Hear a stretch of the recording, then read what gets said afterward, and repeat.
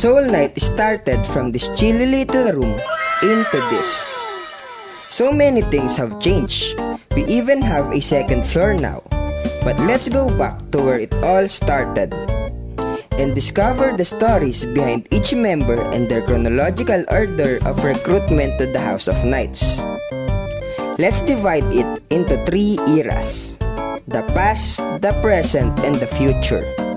The past will refer to the age before technological advancement in weapons, mainly the events on Soul Knight prequel. The present will refer to the events in Soul Knight, before any multiversal shenanigans. And the future will refer to the things that might lead for multiversal events.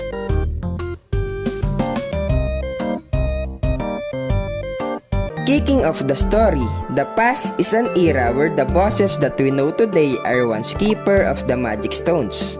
But everything changed when the Varkolin attacked and mind controlled the keepers.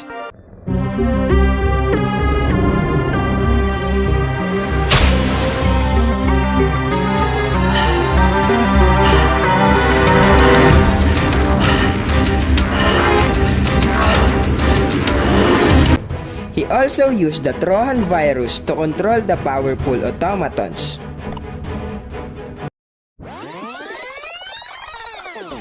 During this time, we will meet the founding members of the Knights Guild, which is you, yes you, the character, the Knight, and the Wizard.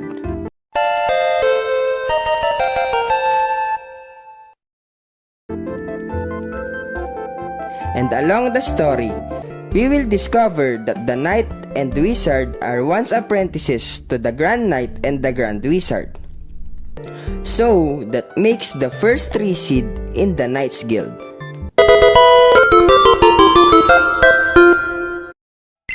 Next is Chili the Cat. Since Chili became a playable character once, let's consider him not just as a pet, but as a character. And we will first encounter him in distress because of the Borking. And upon saving him, he will finally join our guild.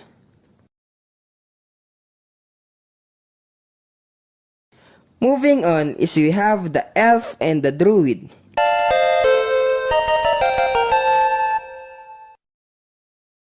They are the protector of the forest. Druid being the elder of the Elven clan, and Elf is the younger one and more hot-headed.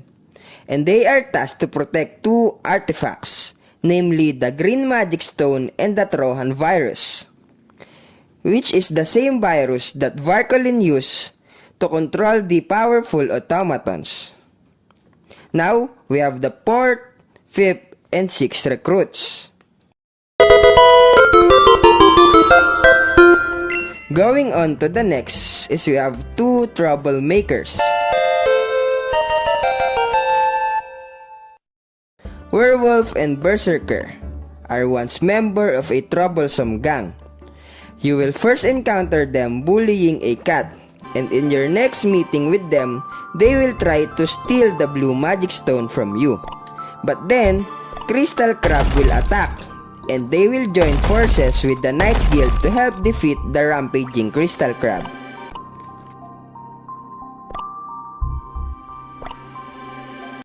For our next recruit is we have Vampire.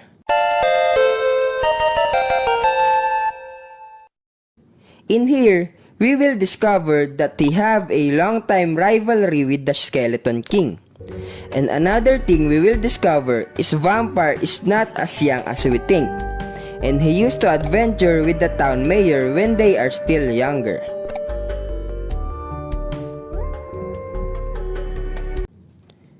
We now have our 7th, 8th, and 9th seat.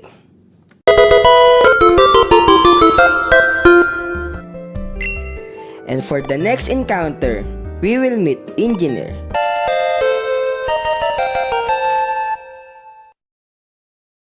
He still have a mask here, and his story still doesn't reveal what type of species is he. But one thing is for sure, he looks and acts like a pervert according to Wizard.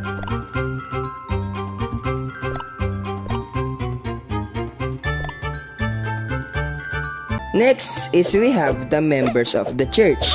We will encounter priests in the village when we die due to cat's attack.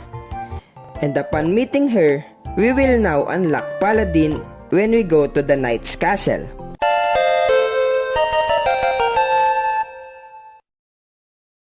We will also discover that Paladin is like the iconic character of Zoro in One Piece, in where he is very bad in direction, and he always get lost. Our next recruit will be Alchemist. We will first meet him in a campfire, and in there, he will ask us for some ingredients that he will use to brew some potions. After that, he will join our party, and he will open his own potion shop in town. And for the last recruit, during the Soul Knight prequel era, is we have Rogue. We will encounter him in a mission in an island. While we are fighting and doing our mission, he is there risking his life for his favorite comic book, namely the One Piece. Yes, that is another One Piece reference. Those last 5 seats marks the end of the Soul Knight prequel era.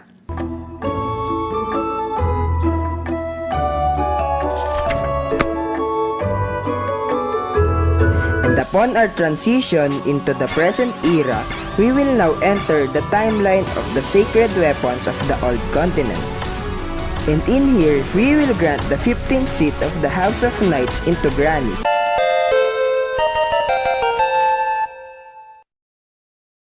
Since there came a period in where we can use her as a playable character, we will consider her as a temporary recruit to the House of Knights.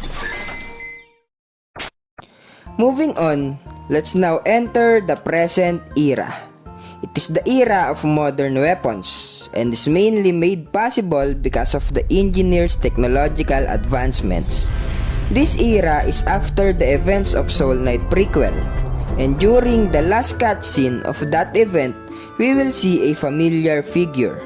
And for the 16th seat, we have Assassin. He is also already in the game files of Soul Knight prequel, but sadly, he doesn't have a role during those era.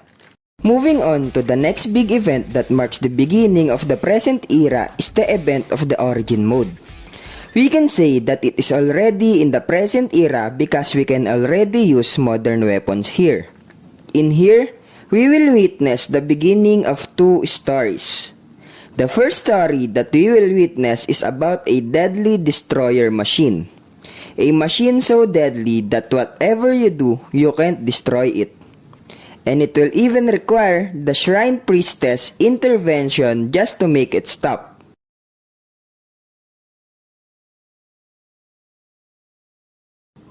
But this familiar face will soon be repurposed by Engineer, and the once unstoppable destroyer will soon be a powerful protector of peace.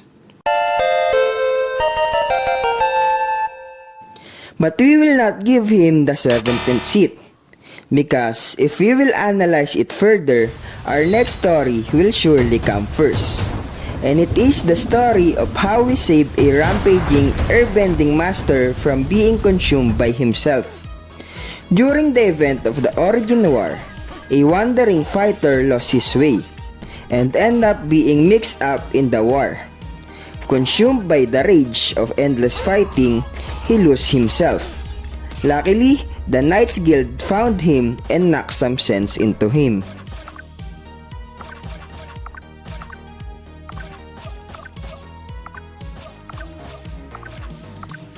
So with that being said, since Airbender became recruited during the Origin War and Robot is repaired after that war, it will make sense that the Airbender will be the 17th recruit, while the Robot will be the 18th.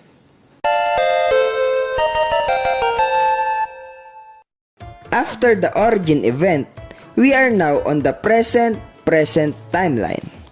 Stories about other characters might not be that established, unlike others, and we might just use their chronological release date. But I will show you other evidence to support my other claims. On release date order, the next recruit on our list will be Necromancer, then Officer and Taoist, then Demonmancer, and finally, Trapmaster and Miner. Arguably, we can put Officer on an earlier position because he is already there since the Soul Knight prequel. But we can also argue that he is just there not as a member but just as an NPC. And another member that has a cameo during the events of Soul Knight prequel is Demonmancer. We can see her and one of his demon, Eligos, in one of the missions in Soul Knight prequel. Likewise, even if we don't see Miner in Soul Knight prequel, we can arguably connect the rumbling of the surface due to the underground activities to her. We can even hear her singing. And according to her story, she mines crystal hearts that is imbued with energy. And those energy might be the one leaking to the surface through these potholes. So with those considerations, we can either arrange them from this order into this order. But personally, I don't like to overthink, so I prefer the first order.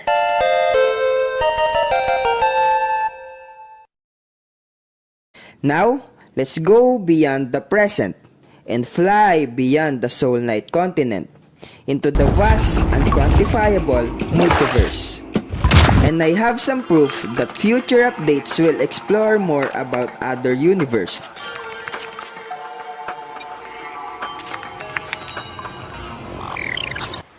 And it's already happening.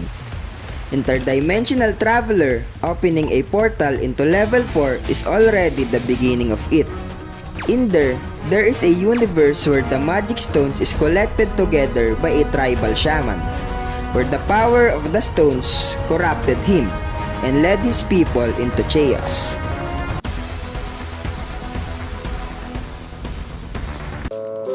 And our next recruit into the multiversal era is Costume Prince.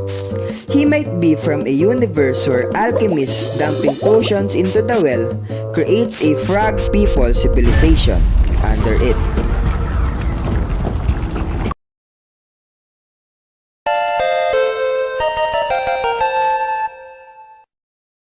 Then shortly after, the second floor will house a new member, which is the physicist.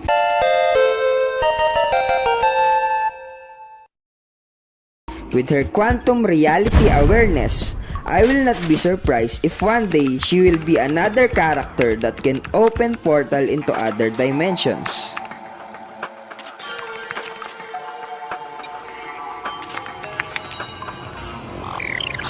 And lastly, you might notice that there's still no legendary hero in the lineup.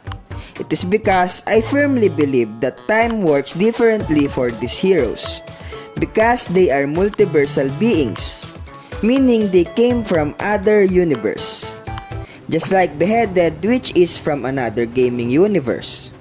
So let's put the recruitment order beyond time. Like for example, what if the time-traveling ninja wants to be the earliest recruit? Then he will simply go back in time to do that.